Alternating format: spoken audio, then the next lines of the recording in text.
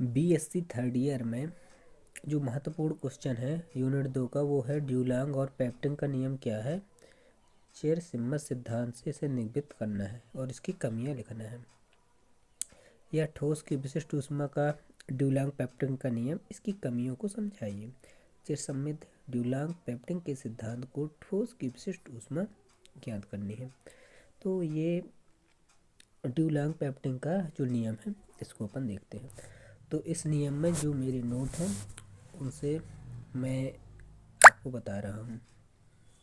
तो क्या है कि ताप के कारण जो विशिष्ट ऊष्मा में परिवर्तन के लिए ड्यूलांग व पेप्टिन ने एक नियम दिया जिसे ड्यूलांग पेप्टिन का नियम कहते हैं।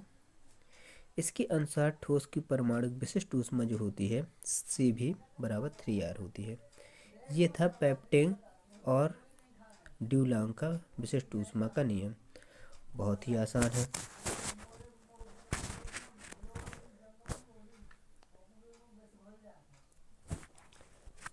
अब है अधिकल्पनाएं।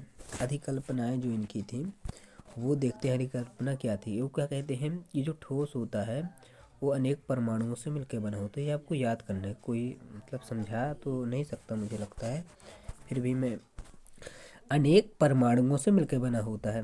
एक ठोस और परमाणुओं से मिलकर बना होता है। ठीक है, थोड़ा समझाने का प्रयास करेंगे और समझने का आप भी कीजिए। तो ठोस परमाणुओं से मिलकर बना होता है। ठीक है, पहला तो ये हो गया, एक ठोस है वो परमाणुओं से मिलकर बना है। अब दूसरा क्या है कि इसमें जो मध्य स्थिति के सापेक्ष सलर आवर्ती कंपन करते हैं। इसमें जो कण होते हैं ऊपर नीचे ऐसे कंपन करते हैं अपने मध्य स्थिति के सापेक्ष। ये हो गया दूसरा पॉइंट, जिसमें जो प्रत्येक परमाणु की 3 स्वतंत्र कोटियाँ होती हैं। एक एक्स वाई जेड, ये 3 स्वतंत्र कोटियाँ हो गई। अब ठोस परमाणु की कुल ऊर्जा जो होती है परमाणु दोलित्र कंपनों के कारण होती है।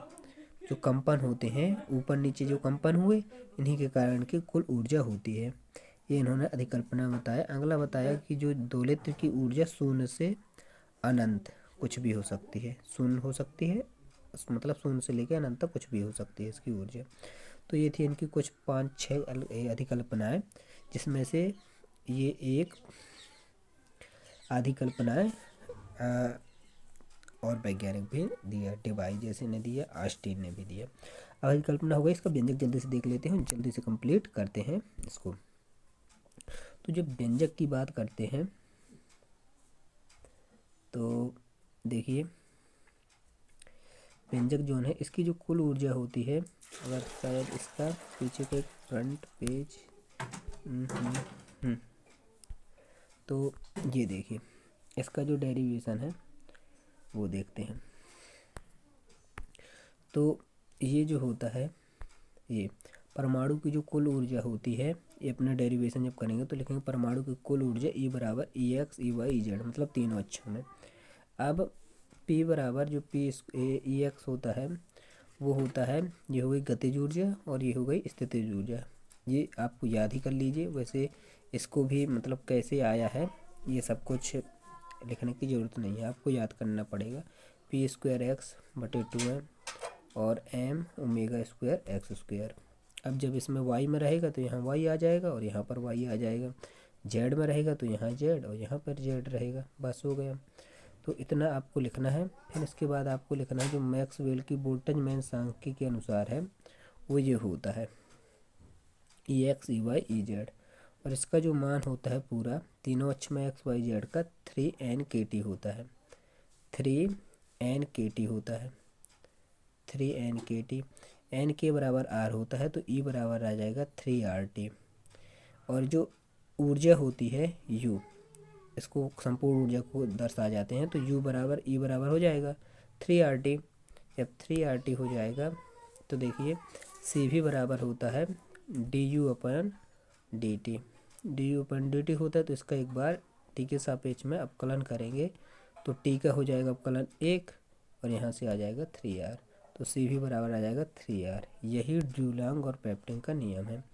तो हालांकि जो ये है ये किताब में इससे ज़्यादा इसका वो दिया गया है डेरिवेशन करने के लिए, तो और सीरीज में कम दिया गया था, तो ये भी आप लिख सकते हैं। अगला आता है आइंस्टीन का। आइंस्टीन का जो समीकरण है, ये कुछ इस प्रकार से क्वेश्चन पूछे जाते हैं कि ठोस की विशिष्ट ऊष्मा को परिवर्तन को समझाइए या फिर इनके अनुसार समझाइए, है ना। आइंस्टीन के सिद्धांत के आधार पर विशिष्ट ऊष्मा को समझाना है, तो ये पूछा जाता है। तो देखते हैं इसका आंसर। तो आइंस्टीन ने जो व्याख्या किया वो ये है कि ठोस की विशिष्ट ऊष्मा सैद्धांतिक आइंस्टीन ने यदि कल्पनाएं दी, तो ये दिया था कि पदार्थ के सभी परमाणु समान स्वतंत्रतावर्ती दोलन करते हैं, सभी परमाणु दोलन आवृत्ति समान होती, आवृत्तियाँ समान होती हैं, ठीक है। और ये जो ऊर्जा होती है En बराबर NH म्यू होती है। प्रत्येक परमाणु की 3 स्वतंत्र कोटियाँ होती हैं, ठीक है। ये है इनकी चौथी अधिकल्पना। और परमाणु जो है मैक्सवेल वोल्टेज वितरण का पालन करता है। वोल्टेज जो होती है दोलन की ऊर्जा En बराबर NH म्यू या NH डैश लिखा है म्यू होती है ना। तो ये होता है। और सूत्र, अब जैसे इसका जो ऊर्जा का कुल सूत्र था उन्होंने दिया En बराबर NH omega 1/2 H dash mu, ये कुल ऊर्जा होती है। अब ये यहाँ से H dash mu, H mu भर है, ये आ जाएगा कॉमन, N/1/2 आ जाएगा यहाँ से। अब जो ऊर्जा होती है दोलन की कुल माध्य ऊर्जा जो होती है वो दोलनों की कुल संख्या बटे दोलनों की संख्या, दोलनों की कुल ऊर्जा बटे दोलनों की संख्या। तो ये En E⁻En/kT और ये एप्सिलॉन इन्फिनिटी तक E⁻En/kT। तो इतना लिखने के बाद यहाँ पर अपन En का मान रख देंगे, ये वाला En का मान, ये वाला En का मान यहाँ पर रख देंगे, दोनों तीनों जगह रखेंगे। तो देखिए क्या होता है। तो ये थोड़ा बड़ा हो जाएगा, अगर आप चाहें तो वैसे ही शॉर्ट में लिख सकते हैं क्योंकि बड़े बड़े व्यंजक हैं। तो En बराबर जो है ई का मान रख दिया यहाँ पे, और यहाँ पे ई का मान, यहाँ पे ई का मान रख दिया। अब इतना रखने के बाद देखिए क्या किया गया है।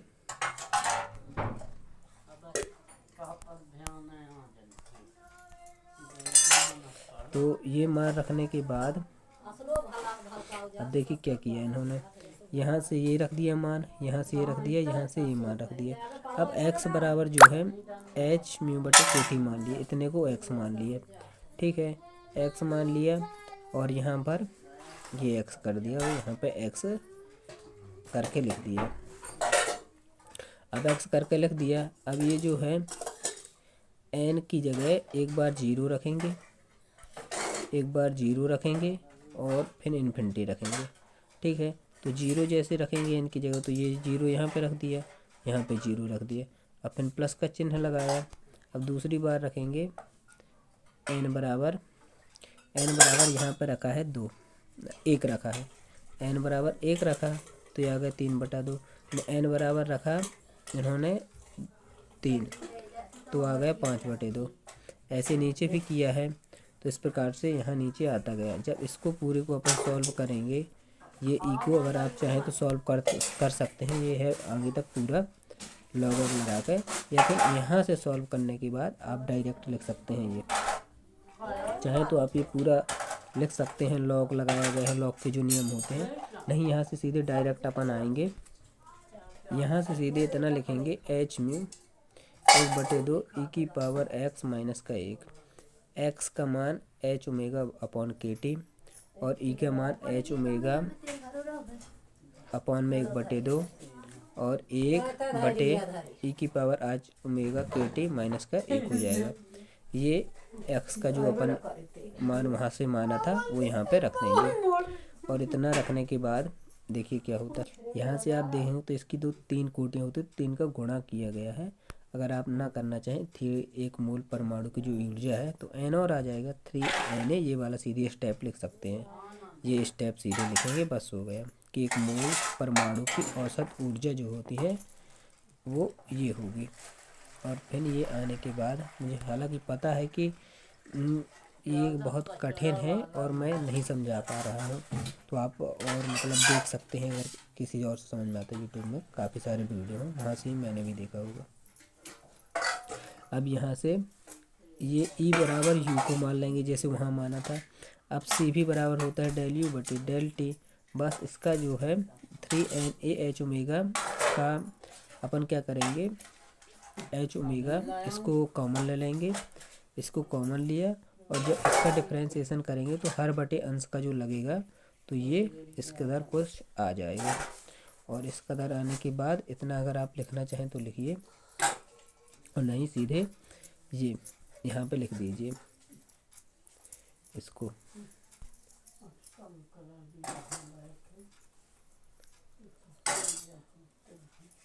और ये इसका फाइनल आंसर हो जाता है, ये इसका फाइनल आंसर हो जाता है।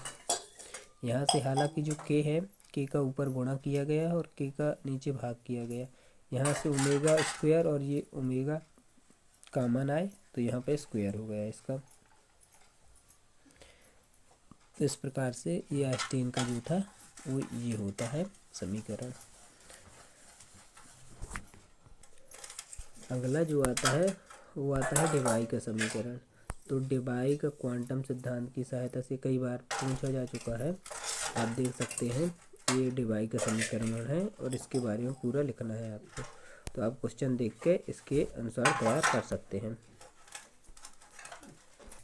अगला देखते हैं डिबाई का सिद्धांत जो है। सन 1912 में डिबाई नामक वैज्ञानिक ने आइंस्टीन की कमियों को दूर करने के लिए ताप के साथ विशिष्ट ऊष्मा की परिवर्तन की व्याख्या के लिए एक नियम दिया जिसे डिबाई का समीकरण कहते हैं। डिबाई ने जो समीकरण दिया उसकी अधिकल्पनाएं क्या थी, देखिए। पहली अधिकल्पना थी कि ठोस में कंपन प्रत्यस्थ होते हैं। दूसरा, ठोस को संदेशित प्रत्यस्थ माध्यम माना जा सकता है। तीसरा था ठोस के कंपन की 3 विधाएं होती हैं और ठोस में प्रत्येक परमाणु युग्मित दोलन की भांति व्यवहार करता है। ठोस की आवृत्ति बोल्ट्जमैन सांख्यिकी का पालन करती है और 1 किलोग्राम की ऊर्जा n mu D mu E होती है। अब देखिए यहाँ से जो है इसका व्यंजक वो है कि जो कुल ऊर्जा होगी जेड ओमेगा डी ओमेगा बराबर 3n होगी। यहाँ 0 से लेकर वी डी लिखा है। अब 0 से लेकर भी मतलब ये जो वी डी है उसका मान होता है जेड ओमेगा डी ओमेगा बराबर भी बटे 2 पाई स्क्वायर 2 भी एल क्यू 1 बटे भी एल की power Q D omega square D omega. इसे समीकरण 2 मान लेंगे। यहाँ तक समीकरण 2 हो गए। अब इसका मान जो है ये वाला मान, इसको मान को यहाँ पे रख देंगे। तो यहाँ पे जब ये मान रख देंगे, ठीक है, ये ऐसे है, तो ये मान रख दिया, यहाँ 3n लिखा, पूरा मान रख दिया। अब मान रखने के बाद अपन ने क्या किया कि इसका अवकलन किया। तो जब अवकलन किया तो v की पावर 2 था तो v की पावर 3 हो गया और यहाँ पे 3 क्योंकि ओमेगा के रिस्पेक्ट में करना है समाकलन, तो v की पावर 3 आ गया और यहाँ पे 3n आया। और ये w ओमेगा का जब मान निकालेंगे ओमेगा का मान तो ये पूरे पक्षांतर में अपॉन में चले जाएंगे और 1/3 है तो 1/3 यहाँ आ जाएगा। हालांकि इसका यहाँ गुणा होगा तो 3 और 3 दूनी 6 और 6 त्रिक 18 और ये पाई स्क्वायर आ गया और ये n आ गया और ये जो इतना पूरा है ये बटे में अपॉन में चला गया। तो ये होता है इसकी आवृत्ति का व्यंजक, जो यहाँ से निकलती है आवृत्ति का व्यंजक, ठीक है। अब इसके बाद जो इसका पूरा व्यंजक है,